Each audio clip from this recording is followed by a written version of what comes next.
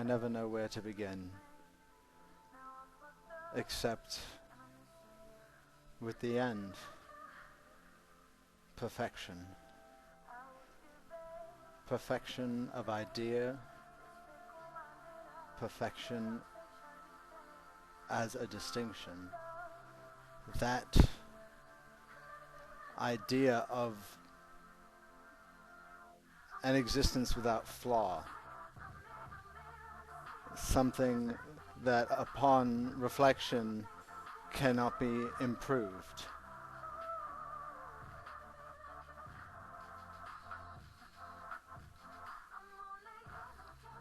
Perfection is an idea written in word, communicated between minds, a concept that is only relatable in theory. There is no perfection in the universe, except, of course, in the machinery of its functioning, in those undeniable truths that are accessible through science, through observation and scrutiny, pattern establishment, pattern observation, the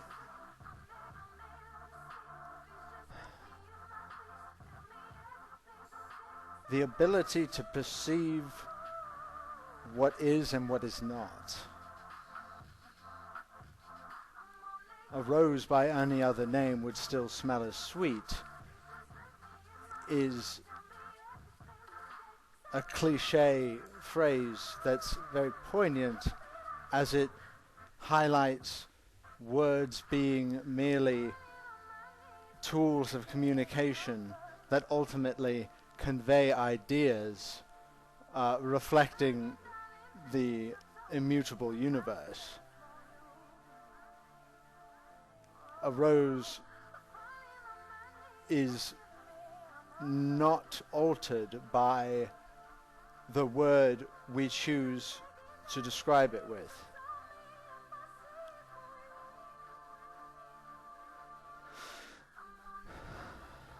The relevance of this ties in, of course, to spirituality, a realm of existential exploration that is rooted in ideology and experience.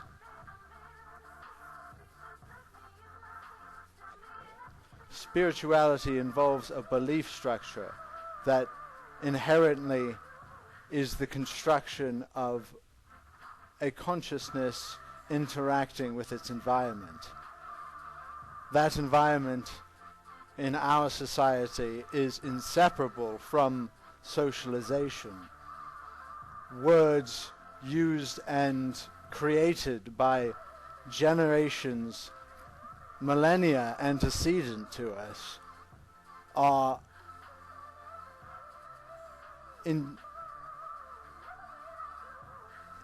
indelibly intertwined with our evolution as a species, as it has been impacted by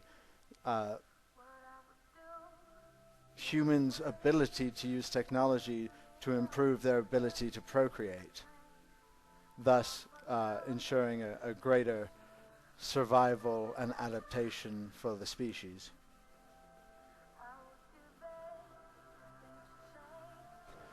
In the realm of spirituality, one has access to a great deal of wisdom, a great deal of guidance on how best to conduct oneself in life.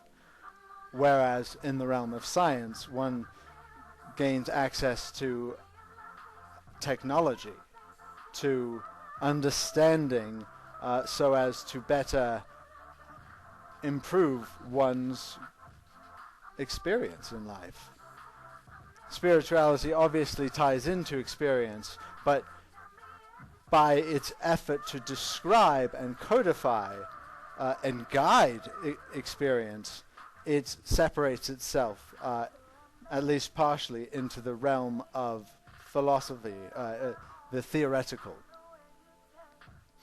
Therefore, both science and spirituality meet in this theoretical, philosophical realm of ideas. And it is in this realm that one can use possibility, the creation of the space for ideas,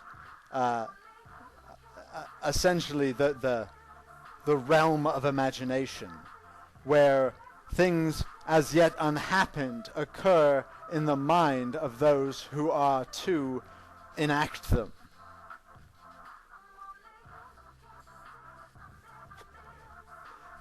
It is in this realm that we can analyze the fourth dimension of time, which, from the perspective of causality, is merely a way of describing the functioning of the universe without actually being something existent in and of itself. Time is not a thing. It describes the rate at which the physics of the universe has unfolded. Heat transfers, movement, the conversion of energy, all of it fundamentally ties down to how each second progresses after the next. Seconds, hours, minutes, days, years, they are increments of an idea, they are increments of time to describe the even breakdown of the future. 10 seconds from now, your body will be physiologically very different than it was 10 seconds ago, if you look at it on a very minute level. You know, a great many of the cells in your body will be in different locations in space-time, even though you yourself may not have moved as you would typically describe it. The human body is a mechanism, a biological machine in constant motion, in constant existence, interacting with its environment on certain levels, inseparable. Only, you know, distinct by our consciousness, our way of perceiving light and space-time, matter, to gain a cohesive understanding of our lives.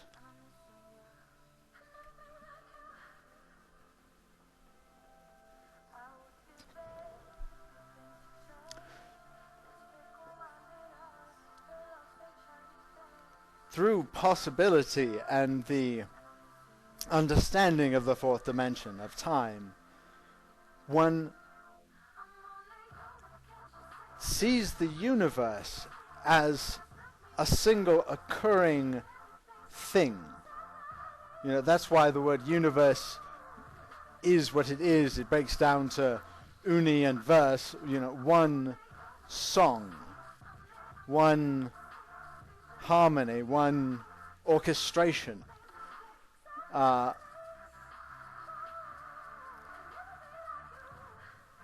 It also allows you to understand that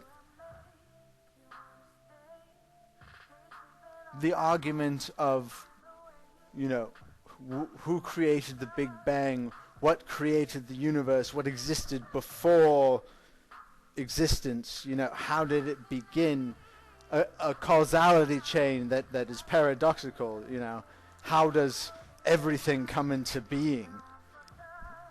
Well, the argument, I guess, is just that it always was.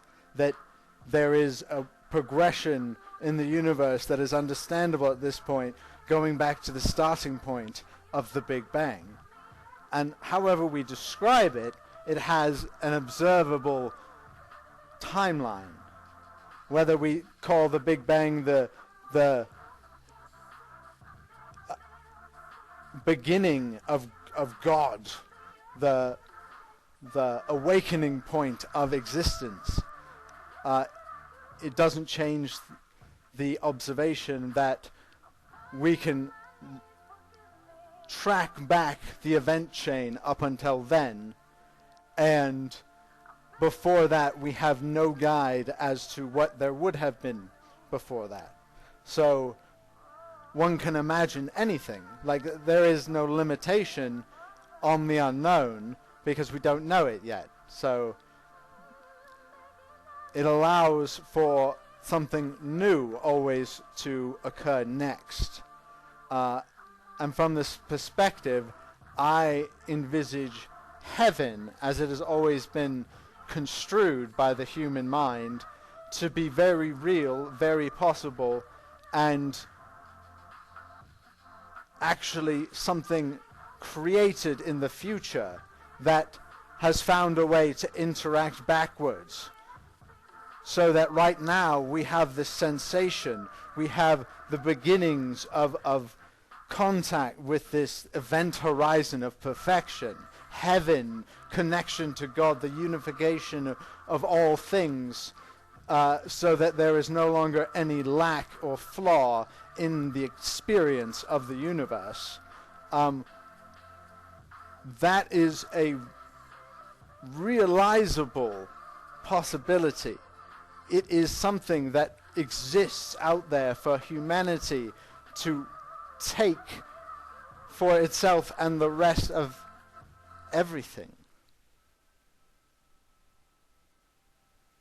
And that's all well and good if it breaks some ideologies that are currently dogmatically preventing positive action change. Because regardless of what I say or what you hear or what is understood next, this timeline from the Big Bang thus far observed suggests to me that nothing about the physical universe will change. Experience will continue exactly as it always did, except one may have granted access to a new way of altering future behavior. And if sufficient actions are altered, that will causally lead to this event horizon of perfection. Obviously, I don't know how that's going to happen. I predict it will require the combination of the human mind with cybernetic intelligence, with the first artificial intelligence, so that new thresholds on current performance can be broken. Realized. I guess the thresholds are expanded. The human mind is still being explored. It's still not fully understood. And the potential for growth is enormous. And when you combine the ability of 7.4 billion sentient human minds to collaborate, to create technology outside of themselves that then snowballs in a symbiotic chain of communal improvement that then leads to more improvement that increases the rate of technology, of progression. Star Trek is a perfect example of what collaboration and communist ideals can achieve. At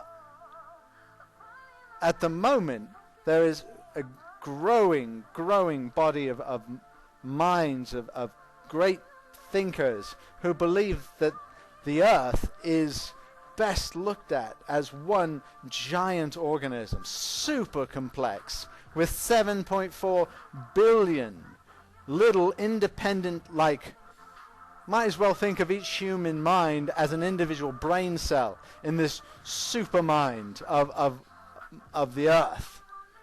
And it is a function of every component, just like one human body is the constituting factors that result in an operating consciousness. The planet is an operating being that has 7.4 billion individual, mitochondria or or, you know, cells that have far less limited ability than our cells. And then we really take to heart how important our planet and our environment are. I mean, we have so much money, time, and thought and concern devoted in the Western world, particularly America, to our elections, to belief ideas, to, you know, personal freedoms versus religious ideology enforcement, etc. Control versus freedom. And hardly anyone is concerned about how we're going to fix the planet, how we're going to stop our race from ending its exploration of the universe in 50 or 100 years with the cataclysmic effects of global warming and the killing of our oceans and the ending of our food chain.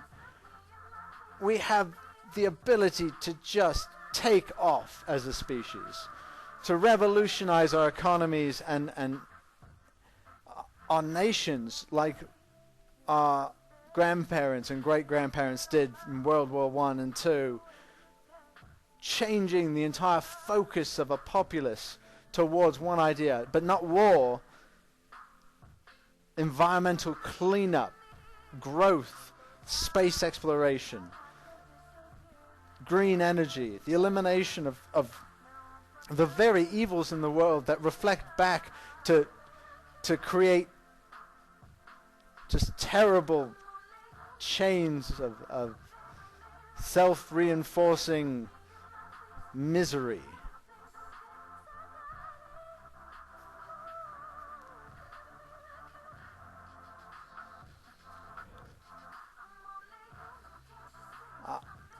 I am so disappointed that it looks like Bernie Sanders will not become the next president of the United States, unless something that the news are not talking about and the pundits haven't revealed to us yet is about to happen. And I certainly hope it will, because Bernie Sanders is the exact kind of person that could do what I'm talking about. There's obviously going to be a great force for the status quo, which isn't a bad thing.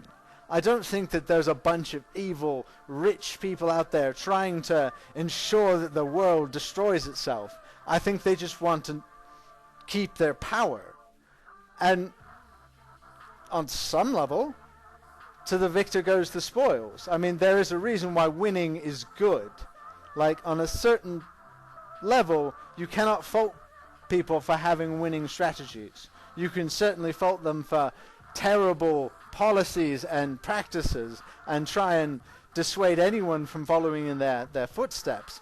But it doesn't mean that retribution is going to be the source of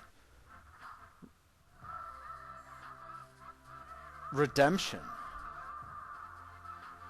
Forgiveness holds the answer to so many of our problems. The ability to just move towards a communal goal and leave divisiveness beside. However, that's insanely easier said than done, of course.